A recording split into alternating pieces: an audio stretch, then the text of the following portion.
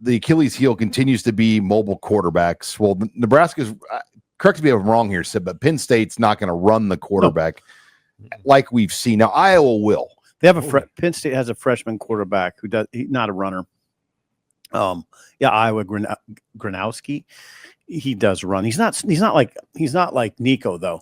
I'm not doing the last name. Nico was good. I mean, Nico was really a problem. Yeah, I am a Leviava. Yeah, Emiliava. Oh God, we're killing ourselves here. Nico, we are professionals. Luckily, we'll never see him again. I had it down last week, and then it just Emiliava. Yeah. Nico, he was a bear. But here he was a bear. But here's the thing about him: he never got a run over 21 yards. You know, I think he had 6 over 10, but it was always between 10 and 21. He never hit the home run. I thought in that sense they did a good job. Mm-hmm. He was just what I expected. He was just what Butler talked about going into the game, where I keep calling it his launch point. His launch point's tough to read. You never know when and where he's going to take off from.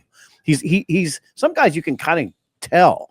With him, it's different. And now then when he gets going, not only is he fast and big, he has moves. I mean, he can put moves on people. Dead leg, good cutting, good cuts, gets extra yards after that. So yeah, he's their team. Mm-hmm. He's their offense. That's what he is. No question. The good news is that yes, Penn State has 0 QB run game. Ethan Grunkmeyer, since taking over, he's as the starter, he has 10 rushes with only 1 designed run for 25 yards, a touchdown, and 3 fumbles.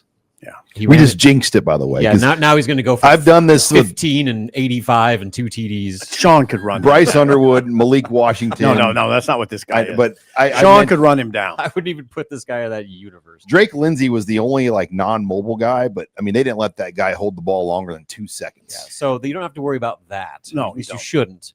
But you do have to worry about maybe the best 1-2 backfield punch in the Big Ten, maybe in all of college football with Katron Allen and Nick Singleton. Like those 2 guys are elite. And Nebraska's got 1 good guy. Well, they got 2 of them. Not good receivers, though. I mean, that's been kind of the problem with Penn State the last 2 years. Mm-hmm. They just have not had the receivers to match the quarterback play or the running backs. No, they don't get the ball downfield very often or very easily. So we'll see kind of where that goes with this defense. But you'd like to see this team get healthier. Desan McCullough coming back off injury. Maybe Vincent Shaver's hand heals. Rex Guthrie has a sore shoulder, left the game for a few plays, came back in. That's where this second bye week, I think, could be big before 2 very physical games against Penn State and Iowa. When you put it that way, it makes sense. Now everybody's battling some injuries. Every team in the country, every team's banged up. Yeah, I mean, guy's got a shoulder injury, big deal. Who doesn't?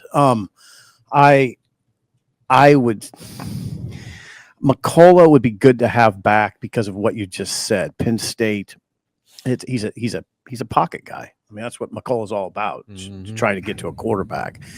So you watch that. Now, Dylan Rogers played how many snaps? 52? Yeah. Dylan Rogers, we haven't seen much of him at all.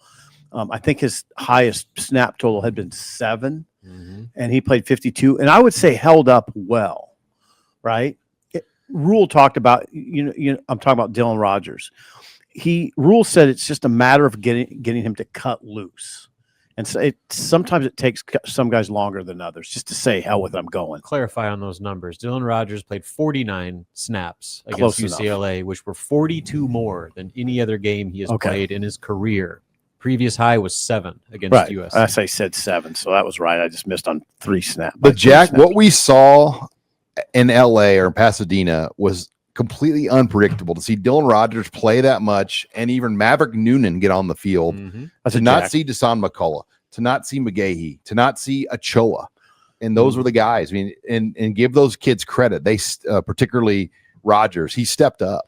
Rogers, for sure. So McGahee's redshirted. He's sort of out of the picture. Yeah, I mean, and you can't really, it just doesn't make sense. Why he's redshirting. The only thing that makes sense is it just wasn't working behind the scenes. And he could be gone. And we won't know the portal isn't open until January 2nd. Right. But you'd expect him to be in the portal, right? We can say that, right? That's the feel you get.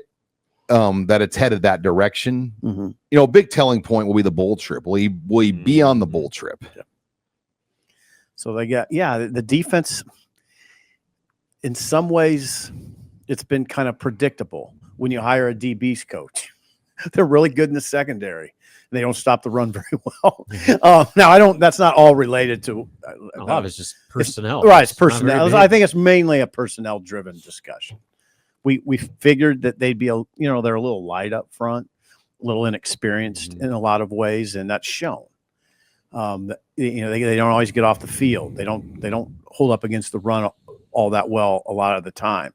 But 7-3 is the bottom line. And that 400-yard stat is a bottom line stat. The defense is playing more than well enough to keep them in every game. It has 7-3 and pretty dang close to being 8-2, 9-1. I mean, that's the scare. I mean, you could argue Michigan game they were playing, and then obviously the loss against USC when they were before Dillon went out with the injury. They were and Minnesota hammered them, but this could easily be an 8 or 9 win team, and I think.